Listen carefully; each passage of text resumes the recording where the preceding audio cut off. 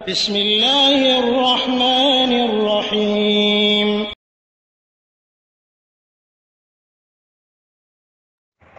ওয়ালাইকুম আসসালাম রহমতুল্লাহ বরকাত। বাংলাদেশ থেকে আবুল খায়ের ভাই জানতে চেয়েছেন যে ভাগী গরু কেনে, যে তাদের এলাকায় বলে ভাগী গরু অথবা আদি, অর্থাৎ একজন গরু কেনে আর একজনকে দিল পালন করার জন্য, তিনি লালন পালন করে 1 বছর পর বা কিছুদিন পর বিক্রি করলো, এর যে লভ্যাংশ 2 ভাগ করা, এটা ইসলামে জায়েজ আছে কিনা?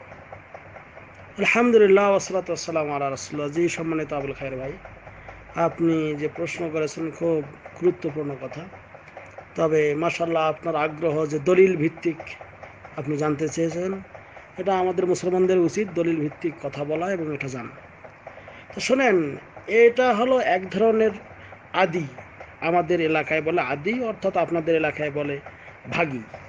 ভাগী হোক আর আদি হোক, অর্থাৎ কেউ যদি একটা গরু ক্রয় করলেন, ক্রয় করার পর একজন গরিব মানুষ বা যে কোনো লোককে দিলেন যে আপনি এটা 1 বছর লালন পালন করুন, এরপরে বড় করি বা ঈদের সময় এটা বিক্রি করলে যে লভ্যাংশ হবে, আপনি অর্ধেক আমি অর্ধেক নেব, এই শর্ত যদি করে তাহলে এটা জায়েজ। এটা হলো বাইউল মুদারাবার মতো। বাইউল মুদারাবা মানে যে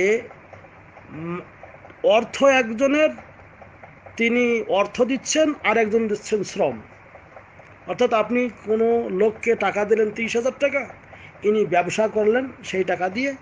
ব্যবসা করার পর যে লভ্যাংশ হবে, ওই লভ্যাংশটা আপনাদের ইত্তেফাক হইতে হবে। ইত্তেফাক মানে আপনারা কন্ট্রাক্ট করবেন প্রথমে যে আপনার এই যে লাভটা হবে, 2 অংশ তুমি নেবে, আমি 1 অংশ, অথবা আমি অর্ধেক আপনি অর্ধেক।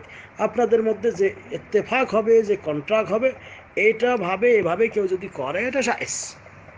তো অনুরূপভাবে কেউ যদি একটা গরু ক্রয় করে দেন কাউকে, এবং ইনি অর্থ দিয়ে ক্রয় করে দিলেন আর উনি শ্রম দেবেন, অর্থাৎ এটাকে লালন পালন, এটার দেখাশোনা ইত্যাদি করবেন, তাহলে শ্রম দিয়ে এখান থেকে যে লভ্যাংশ আসবে বছর শেষে, সেটা যদি 2 জনে নেন, কেউ বেশিও নিতে পারেন কমও নিতে পারেন, তবে এটা ইত্তেফাক হইতে হবে আগে।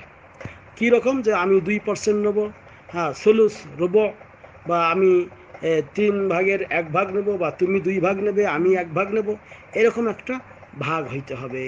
কারণ ইসলামের দৃষ্টিতে যেটা আবু দাউদে, হ্যাঁ, এবং তিরমিজিতে হাদিস বর্ণিত রয়েছে যে আল মুসলিমুন আলা শুরুতিহিম, মুসলমানগণ শর্তের সঙ্গে সম্পৃক্ত।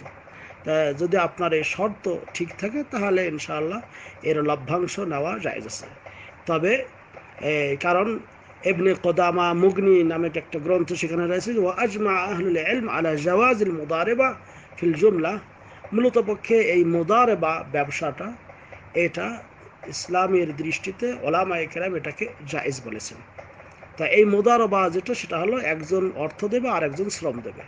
এখন যদি গরুটা আল্লাহ না করুক মারা যায়, তাহলে এই যিনি দাতা তার ক্ষতি হয়ে গেল, কিন্তু যিনি এতদিন লালন পালন করলেন তার এই শ্রমটা ক্ষতি হয়ে গেল। এই হলো, তা এরকম হাইসিয়াতে এটা হলো জায়েজ।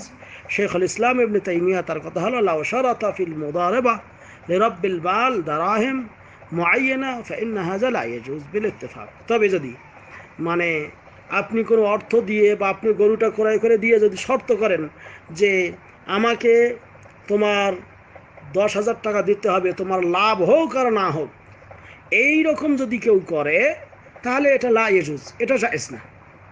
কারণ সেখানে লাভও হইতে পারে ক্ষতিও হইতে পারে। যদি আপনার আরও বেশি লাভ করে তাহলে আপনার ক্ষতি হয়ে গেল, আর তিনি তার যদি আরও কম লাভ হয় তাহলে আপনাকে 10,000 টাকা দিলে এটা কি ক্ষতি হয়ে গেল। এই জন্য যেটা কথা হলো যে আপনার এরকম করে শর্ত করা যাবে না যে তুমি আমাকে দিতে হবে, যে নির্দিষ্ট একটা অঙ্ক দিতে হবে, এইটা যদি কেউ শর্ত করে তাহলে এটা জায়েজ নেই। আর যদি এই ইত্তেফাক করে যে তুমি হয় সুলুস অথবা রবো, অর্থাৎ 3 ভাগের 1 ভাগ 2 ভাগ, বা তুমি অর্ধেক আমি অর্ধেক এটা নেব, তাহলে এটাতে জায়েজ, এটা কোনো সমস্যা নেই ইনশাআল্লাহ তাআলা। হাযা ওয়াল্লাহু আ'লাম বিসওয়াব ওয়া সাল্লাল্লাহু আলা নবিয়িনা মুহাম্মদ। আসসালামু আলাইকুম ওয়া রাহমাতুল্লাহ। হ্যাঁ, তবে এখানে আরেকটি কথা, সেটি হলো যে অনেক সময় গরুতে ভাগি দিয়ে অনেকে মনে করে যে ঠিক আছে, তোমার যদি এই গরুর এইবার বাচ্চা হয় আমি নেব, পরের বার বাচ্চা হলে তুমি নেবে, এরকম করাও বৈধ হবে না, এই শর্তও বৈধ না। কারণ যে এই শর্তের মধ্যে হলো কি পরের বছর গরুটা মারাও যেতে পারে, বাচ্চা নাও হইতে পারে, এই জন্য। তাই এই জন্য যে হ্যাঁ, যেটা লভ্যাংশ হবে, লভ্যাংশটা আমরা 2 ভাগ 3 ভাগ অথবা তুমি অর্ধেক আমি অর্ধেক নেবো, এইটা জায়েজ। জাযাকুমুল্লাহ খাইর। আসসালামু আলাইকুম রহমতুল্লাহ।